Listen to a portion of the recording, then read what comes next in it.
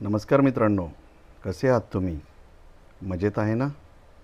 आज मी तुमच्यासाठी इयत्ता 6वी प्रकरण 4 भारताची प्रारंभिक राज्यव्यवस्था स्वाध्याय सोल्युशन. प्रश्न पहिला. खाली दिलेल्या प्रश्नांच्या विकल्पामधून योग्य विकल्प निवडून उत्तर लिहा. नंबर 1. महाजनपद किती होते? सी. 16. नंबर 2. महाजनपद कोणत्या काळात होते? सी. अनुवैदिक. 3. खालील राज्यांमधून कोणते राज्य गणराज्य म्हटले जायचे? डी. वैशाली. 4. जनपदांमध्ये किती प्रकारची राज्यव्यवस्था स्थापित होती? बी. 2. दुसरा. थोडक्यात उत्तर द्या. नंबर 1. राजेशाही आणि लोकशाही राज्यव्यवस्थेमधील फरक थोडक्यात सांगा. उत्तर. राजेशाही आणि लोकशाही राज्यव्यवस्थेमधील फरक खालीलप्रमाणे. 1. राजेशाही राजनीती. 1. राजेशाही राजवटीत राजा प्रमुख असतो. 2. राजेशाहीमध्ये राजा हा सर्वोच्च असतो. नंबर 3. राजाच्या कारभारात राजाला मदत करण्यासाठी त्यात मंत्रिमंडळ असते. 4. त्यात राजाचे स्थान वंशपरंपरागत असते. लोकशाही राजकारण. नंबर 1. लोकप्रतिनिधी हे लोकशाही व्यवस्थेचे महत्त्वाचे असतात. 2. लोकशाहीत घराचा प्रमुख हा प्रमुख असतो. 3. राज्याच्या प्रशासनात राष्ट्रपती यांना मदत करण्यासाठी त्यात मंत्रिमंडळ असते. 4. त्यात प्रदेशातील लोक त्यांचे प्रतिनिधी निवडतात. नंबर 2. गणराज्यांची शासन व्यवस्थेची वैशिष्ट्ये सांगा. उत्तर. 1. गणराज्यांची शासन व्यवस्थेत सभा गणराज्यांचे सर्व अधिकार विधानसभा सदस्य वापरत होते. 2. वडील आणि तरुणांची विधानसभेचे सदस्य म्हणून निवड केली. 3. गणराज्यात प्रत्येक सदस्याला राजा मानले जात असे.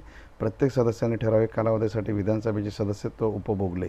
4. संमेलनाच्या ठिकाणी सत्तागार म्हणून ओळखले जात असत. 5. गणराज्यांचा कारभार पाहण्यासाठी विधानसभा निवडणुकीद्वारे अध्यक्षाची निवड करते. 6. राज्याच्या प्रशासनात राष्ट्रपतींना मदत करण्यासाठी सदस्यांची कार्यकारी समिती. 7. राज्य प्रशासन, संरक्षण, युद्ध, तह यासारख्या महत्त्वाच्या प्रश्नांवर विधानसभेत चर्चा होऊन निर्णय बहुमताने आणि एकमताने घेतले जायचे. नंबर 3. गणराज्यांची समाज जीवन वर्णन करा. उत्तर. गणराज्याचे समाज जीवन खालीलप्रमाणे. 1. गणराज्यांचे लोक साधारणपणे साध्या घरात राहत असत. नंबर 2. ते पशुपालक होते. 3. लोक गहू, तांदूळ, बाजरी, ऊस, तीळ, मोहरी, कडधान्य इत्यादी पिकं घेत असत.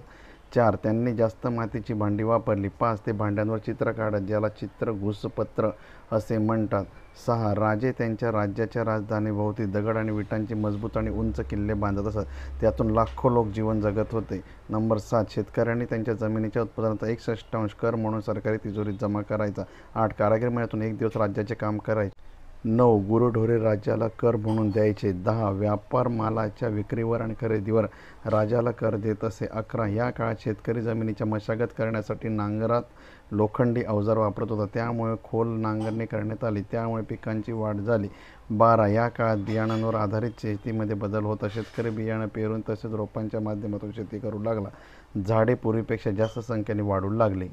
प्रश्न तिसरा. अ विभागात दिलेल्या राज्यांच्या नावासमोरच ब विभागात दिलेल्या राज्यांचे नाव जोडून उत्तर द्या.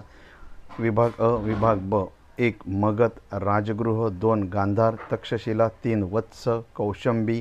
4. अवंती उज्जयिनी. Yeah.